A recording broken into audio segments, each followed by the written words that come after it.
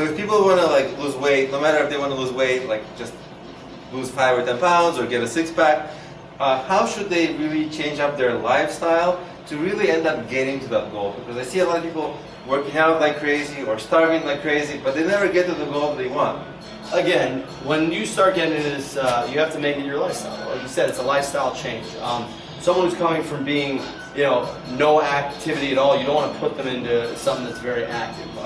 Injury might happen like that, they might get discouraged, certain things. So you want to start with moderate activity. And the best way to start is by cleaning up what you're eating. So a big thing, and this is a conception a lot of people have, it's about 3 meals a day, breakfast, lunch, and dinner. Which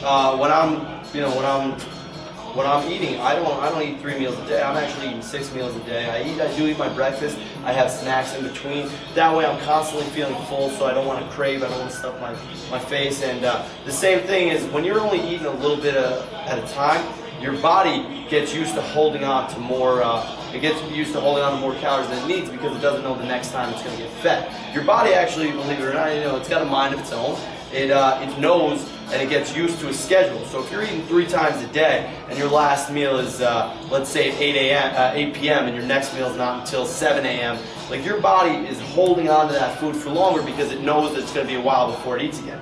Whereas where I'm eating about every 2 to 3 hours, and most people who start living the healthy lifestyle are eating about 6 meals a day, with snacks in between, and that's the main thing you want to start. So you want to start cleaning that up again. They're smaller meals, obviously, they're not bigger meals, and you're spacing it out properly so your body always knows it has some food coming in, so it'll get rid of the stuff it doesn't need.